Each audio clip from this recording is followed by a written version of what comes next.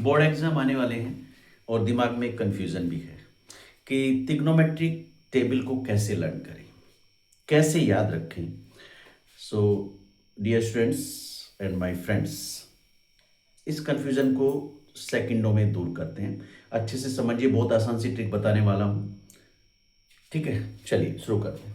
सबसे पहले 0 से 4 तक आपको लिखना है। 0, देन 1, देन 2, देन 3 एंड 4। उसके बाद सेकंड स्टेप जो करना है, इन सभी को 4 से डिवाइड करना है बारी बारी से। सभी को 4 से डिवाइड। ठीक है, अब 4 से 0 को डिवाइड करें तो 0 मिलेगा ना सर।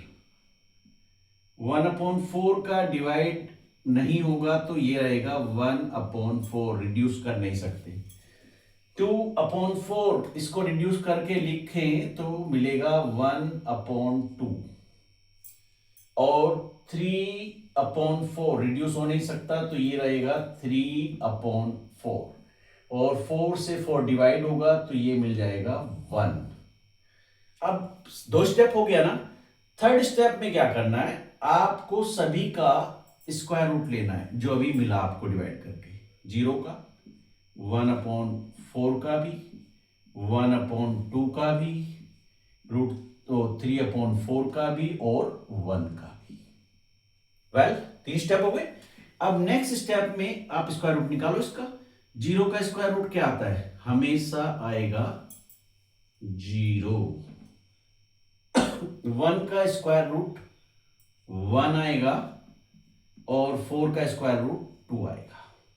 1 का स्क्वायर रूट हमेशा 1 आएगा और 2 का स्क्वायर रूट 2 ही रहने वाला है। 3 का स्क्वायर रूट 3 होगा और 4 का स्क्वायर रूट 2 होगा। 1 का स्क्वायर रूट 1 ही रहेगा। अब यहां के बाद यही स्टेप आपको अच्छे से समझने के थे। अब क्या करना है आपको, जो ये वैल्यूज अभी मिली हैं स्क्वायर रूट लेने के बाद, इसके सामने आपको लिखना है साइन, SIN साइन, और यहां लिखते जाना एंगल। पहली वैल्यूज के ऊपर 0 डिग्री, दूसरी वैल्यू के ऊपर 30 डिग्री, और थर्ड वैल्यू के ऊपर 45 डिग्री, एंड नेक्स्ट के ऊपर 60 डिग्री, और लास्ट के ऊपर 90 डिग्री। इसका मतलब ये हुआ, साइन 0 डिग्री 0 हुआ, साइन 30 डिग्री 1/2 हुआ, साइन 45 1/√2, एंड साइन 60 √3/2, साइन 90 1। अब हमको लेना है कोस। तो कोस 0 डिग्री का वैल्यू क्या होगा, कोस 30 का, कोस 45, कोस 60, कोस 90 होंगे क्या। सिंपल सा मेथड है। ये जो साइन की वैल्यूज हैं इनको रिवर्स कर दो, लास्ट वाली सबसे पहले, तो ये आ जाएगा यहां पे 1। ये जो सेकंड लास्ट है वो सेकंड प्लेस पे आ जाएगी, √3/2। थर्ड वाली थर्ड पे रहनी है, 1/√2। ये सेकंड वाली उधर थर्ड प्लेस पे चली जाएगी, 1/2, और जो फर्स्ट है वो लास्ट हो जाएगी 0। मिल गया कोस का वैल्यू। कोस 0 हमको मिला 1, कोस 30 √3/2, कोस 45 1/√2, कोस 60 1/2, एंड कोस 90 0। अब हमको चाहिए 10। अब 10 जो होता है ना वो साइन अपॉन कोस होता है, हम जानते हैं ना। tan theta, sine theta upon cos theta, theta मतलब एंगल। तो यहां जो tan 0 डिग्री का वैल्यू मिलेगा वो साइन अपॉन कोस करके मिलेगा। जो भी साइन की वैल्यूज हैं कोस वाली वैल्यूज से डिवाइड कर दो, tan की वैल्यूज मिल जाएंगी सर। कर दो डिवाइड। 1 से 0 को डिवाइड करो तो 0 ही मिलेगा। यहां 2 से 2 कैंसिल होगा, डिवाइड करने पे मिलेगा 1/√3। यहां डिवाइड करेंगे तो मिलेगा सर 1, और यहां डिवाइड करेंगे 2 से 2 कैंसिल, मिलेगा √3। और यहां 1 को 0 से डिवाइड करें तो कर ही नहीं सकते, नॉट डिफाइंड होगा क्योंकि 0 से किसी को भी डिवाइड नहीं कर सकते, तो 0 से 1 को भी नहीं कर सकते सर, क्या करोगे, नॉट डिफाइंड हो गया। अभी आता है कोट। अब 3 तो आपको मिल गया ना, साइन कोस टेन। बाकी जो नेक्स्ट 3 हैं वो इनके रेसिप्रोकल्स होते हैं। जैसे टेन का रेसिप्रोकल होता है कोट, और कोट का टेन होता है। तो हमें कोट की वैल्यू चाहिए, तो टेन वाली वैल्यूज का रेसिप्रोकल कर दो। 0 का रेसिप्रोकल करेंगे, 1/0 है ना, तो ये हो जाएगा 0/1।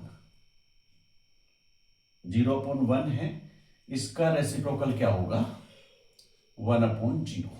ये 0 है ना, तो 0/1 है ये। इसका मतलब ये है 0 का मतलब 0/1, और इसका रेसिप्रोकल करेंगे तो 1/0, दैट मीन्स नॉट डिफाइंड। तो 0 का रेसिप्रोकल हो गया नॉट डिफाइंड। अब इसका रेसिप्रोकल करें, उल्टा करें, तो ये मिल गया इसका रेसिप्रोकल √3। 1 का रेसिप्रोकल तो 1 ही आता है, √3 का रेसिप्रोकल 1/√3, और नॉट डिफाइंड।